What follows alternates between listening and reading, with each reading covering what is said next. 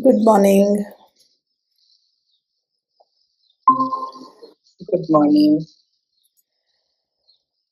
We are deliberating on the silent gap today, the distance that's getting created between children and parents as as children grow up. We see that in the beginning, children are all around us to an extent where we might be getting bothered by them. We are ready for them to be independent and start doing things on their own and not be dependent on us as much. But then, as they grow a little bit, maybe around 8, 9 ish, when they're settled in school, they have their own friends group, they don't come and tell everything that they used to tell us before. We start feeling that gap.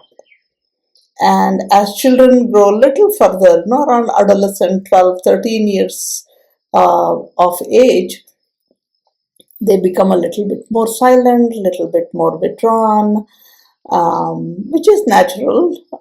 Not all children are type, most of them would be that kind. And we want to help them. We really don't know what's happening. They're shutting in their rooms, and we begin to wonder what's happening. And they snap back at us if we tell them something, and we begin to wonder where this gap, why is this widening? How can I help? And then children grow further up, 16, 17, 18, they go off to college, they have bigger friends, they're all bubbly, cheerful when outside, they're different when they come inside. Uh, that's what it is, you know. What we need to understand is human beings are not fixed personalities, they are unfolding. Becoming human is an unfolding process across time.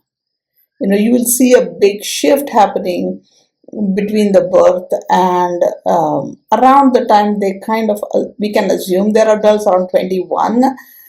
Till then they're still in their childhood. They are exploring, they're understanding, they're trying to be themselves. So understanding that yesterday's child is not same as today's child, and I as today's parent am not same as I would be tomorrow. There is learning happening. There are things that we learn, we make mistakes, we grow. And even Gandhiji said, right, my experiments with truth, what I say in my book today, I may not align with them tomorrow. There might have been shift in me by tomorrow. And that's how it is. It's unfolding process. In the beginning, when the child is until 6, 7 years of age, they have this sense of we are all one, it's all equal. Nothing is really different from me, so I can um, simply trust anybody and everybody who comes into my space. And slowly they begin, once they start going to school in a bigger group and exploring different things, there's more of community feeling. You know, there's so many people for me. It's like bigger crowd. I can trust more people and things like that. And eventually there comes a point when I'm like, I want to be alone. I know I've seen enough people, I've been with enough people. Somewhere I want this freedom. I want to do what I want to do, no matter what others around me are telling, whether it is good or not so good for me. I want to deal with it myself. So these are not abstract. This is how the development happens. And you take any of the stories, life stories, your own story, and the people you know very closely, how they were in the first 7 to 8 years of their life, how they were in their middle school and high schools, and how they were in the college days, and what is that shifted. And you will begin to see the common pattern, where there could be some extremes depending on how much we impose on the children, They may totally withdraw, they may become totally rebels, but that's a process again. Especially when they go out in the community in between 9 to 14, 15 years of age, when they're with the larger crowd, they may align with their friends and then they may withdraw as well. There could be this back and forth testing of the grounds is happening depending on how forceful the environment is on me. I could be more withdrawn or more rebellious. But by and large, we flip flop between these until we figure out that balancing point. You know, so what it is for us to understand is, where is the child right now? Where am I right now? Am I trusting everybody is there for me? Am I thinking that I'm alone? This whole wide world is going to support me, not support me? My own state, my own state, or a situation in which I'm unfolding. And then understand, children, you can by and large say, by around 20, 21, 22, we have been conditioned. Typically, very early on, we are conditioned, don't do this, be like this only. You are the first child, you have to take care of your younger, you have to respect elders. So many beliefs.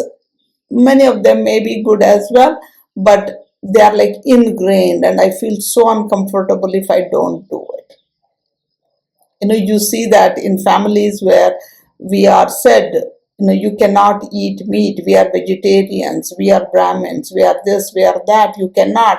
And then I'm tempted when I'm with friends and there's so much of guilt, there's so much of hiding around eating or trying non-veg. And that happens because of the conditioning. So I need to understand later on, if I have older children, is my child operating out of being conditioned by some beliefs, or is there natural unfoldment? So somewhere we are, especially when parents complain about their children has changed so much, they're not telling me whatever, somewhere we are expecting that stability in a changing human being. So we don't want them to change, we want them to freeze at some point. Or we are expecting something related to how we want them to become, create that mold for them. So when we set these expectations, that is when the gap gets created. I'm not in the flow with the child now. Somewhere we want that unfolding process to stop, so I can go back to how the child was, I can connect to the child how they were.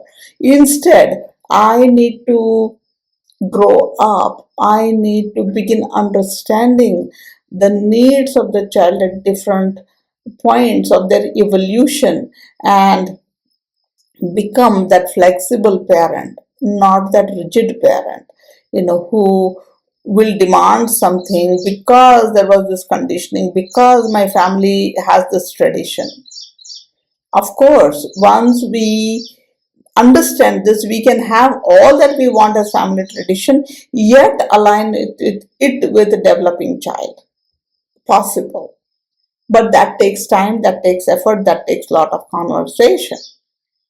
And that's the trust I need to build in the child, um, in me. They have to have the trust in me. So it is not a rigid requirement. There is no definitions where I can say the teeth will fall out, the first tooth will fall out at age 6. I cannot say that. Some of them hold that teeth for their entire life. It has to be extracted. But most of us lose it around 6 years of age. That's all I can say. And if my child is not losing, I need to wait out. If my child has lost their teeth early, I need to understand, Understanding this, the process of unfolding, is what will help us understand when the gap can be created. I can also anticipate, oh, it's about 9 years of age. The child will begin their, the puberty. They're heading towards that. The hormonal changes are going to happen. So I could expect my child to be a little different, weird, withdrawn, crying for no reason, shouting, rebelling. Yeah, that's part of growing up. So let me allow them to have their peace. That is time awareness. I'm aware as to what might the child be hitting according to the natural unfolding of human being. Once I understand that timely unfolding process, then the chances of this disconnection or the gap reduces, because I understand that they need time. It's just like waiting for the bud to bloom. I see a bud tonight, I won't just pluck it out and force it. I know it will bloom by tomorrow morning. I need to just wait. And when that patience comes into me, I'm not as rigid, as controlling, as emotionally stuck. And there won't be any real clashes between being free and having the freedom, being in the community versus not being with me. All those goes away, and you become that understanding adult with that loving authority. You have your own identity, not identity associated with the child. So the connection is maintained by renewing, by understanding that evolution of the child, and alongside my own evolution, my ability, because I've never gone through this kind of child with me before. And even if you have two children, the first child is going to be has a pattern, the second has another pattern, and some small differences. Sometimes they are poles apart, but again, they follow this unfolding process in their own way, and I need to understand that as well. So each time I go through each child, I am growing as well. So when I see this evolution as the outcome, there is no silent gap, we just talk about it. Right? So connection naturally happens because there is an understanding, and I'm aware of what time brings into my own life and my child's life. So let's try and understand this and reduce that gap. Let it not be a silent gap, let it be an aware gap. Thank you.